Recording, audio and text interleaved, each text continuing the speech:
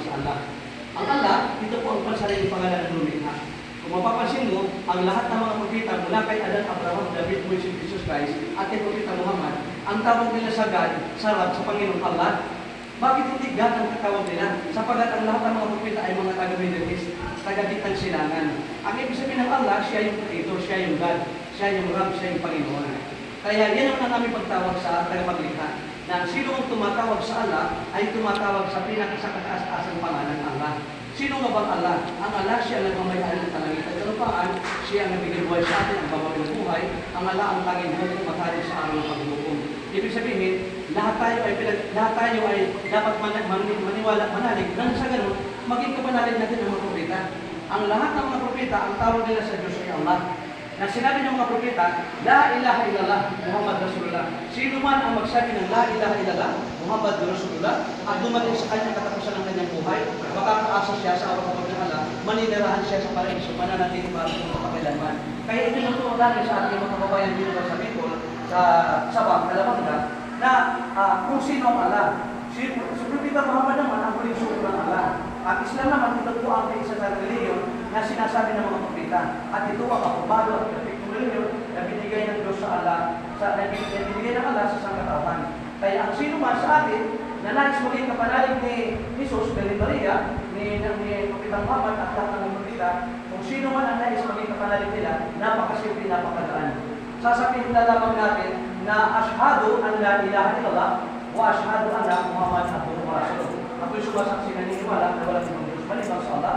Ako'y sumasaksi na niniwala na si Propeta Muhammad ang huling sugo ng Allah. Pag ito'y binigas natin mula sa kaibuturan ng ating puso, makakaasa tayo na magiging magkakapatid sa mananampalataya, magiging manapunta sa paraiso. Yun lang ang nais namin ibahagi sa kagandahan ng Great Islam, na kayo ay bumisita namin, bumisita ka sa amin, at sa ganun kayo ay magkaroon ng kagandahan ng kaalaman sa kabutihan ng Great Islam. Kaya bago tayo maghiwalay, aanyayan ko tayo. Nabigasin natin ito, ina natin kamay. Ito. Sabi na, nakalimot na siya. Ganito lamang ang gawin natin. Gawin natin ang ginawa ng mga propeta. Sabihin natin ang sinabi ng mga propeta. Sila lahat sumaksi na walang ibang Diyos maliban sa Allah. Ganito ka naman. Sabihin natin, Ashhadu an la ilaha illa Allah wa ashhadu anna Muhammad Rasul Allah. Sa ating wika, ako'y sumasaksi at naniniwala na walang ibang Diyos na dapat sambahin maliban sa Allah. Ako'y sumasaksi at naniniwala na si Propeta Muhammad ay huling sugo ng Allah. Takbir! Allahu Akbar! Ngayon, binabati ko kayo bilang isang kapanalig sa mula ng Malakaya.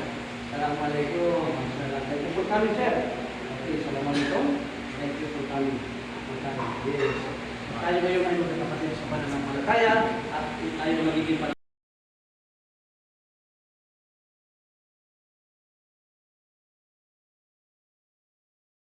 Sabi ng Allah, siya yung Creator, siya yung God, siya yung Ram, siya yung Panginoon. Kaya yan ang aming pagtawag sa tagapaglikha, na sino ang tumatawag sa Allah ay tumatawag sa pinakasakataas-asang pangalan Allah. Sino nga bang Allah? Ang Allah, siya ang nagmamayari ng kalangitan at lupaan, siya ang nabigay buhay sa atin, ang babawi ng buhay, ang Allah ang tanging buhay matalik sa araw ng paghuhukom. Ibig sabihin, lahat tayo ay dapat maniwala, manalig, nang sa ganun, maging kapanalig natin ng mga propeta. Ang lahat ng mga propeta, ang tawag nila sa Diyos ay Allah. Na sinabi ng mga propeta, La ilaha illallah, Muhammad Rasulullah. Sino man ang magsabi ng La ilaha illallah, Muhammad Rasulullah, at dumating sa kanyang katapusan ng kanyang buhay, makakaasa siya sa araw ng Allah, maninirahan siya sa paraiso, mananatili para sa kapakailanman. Kaya ito natutunan sa ating mga kababayan dito sa Bicol, sa Sabang, Calabanga, na kung sino ang Allah. Si Propeta Muhammad naman ang huling sugo ng Allah. Ang Islam naman, ito po ang isa sa reliyon na sinasabi ng mga propeta. At ito ang apobado at perfectong reliyon na binigay ng Diyos sa Allah, na binigay ng Allah sa sangkatauhan. Kaya ang sino man sa atin na nais maging kapanalig ni Jesus, ni Maria, ni Propeta Muhammad at lahat ng propeta, kung sino man ang nais maging kapanalig nila, napakasimple, napakadaan. Sasabihin na lamang natin na ashhadu an la ilaha illallah wa ashhadu anna Muhammad abduhu wa rasuluh. Ako'y sumasaksi na niniwala na walang ibang Diyos maliban sa Allah. Ako'y sumasaksi na niniwala na si Propeta Muhammad ang huling sugo pag-asa. Pag ito'y binigas natin mula sa kaibuturan ng ating puso, makakaasa tayo na magiging magkakapatid dahil sa mananampalataya, magiging panahon sa paraiso. Yun lang ang nais namin ibahagi sa kagandahan ng Brother Islam, na kayo ay bumisita namin, bumisita ka sa amin, na sa ganun kayo ay magkaroon ng kagandahan ng kaalaman sa kabutihan ng Brother Islam. Kaya bago tayo maghiwalay, aanyayan ko tayo. Nabigasin natin ito, ginanatan naman. Ito. Gusto na. Nakalimot na siya. Ganito lamang ang gawin natin. Gawin natin ang ginawa ng mga propeta. Sabihin natin ang sinabi ng mga propeta. Silang lahat sumaksi na walang itong Diyos maliban sa amin. Ganito kanta. Sabihin natin, Ashhadu an la ilaha illa Allah wa ashhadu anna Muhammad Rasul Allah. Sa ating wika, ako'y sumasaksi at naniniwala na walang ibang Diyos na dapat sambahin maliban sa Allah.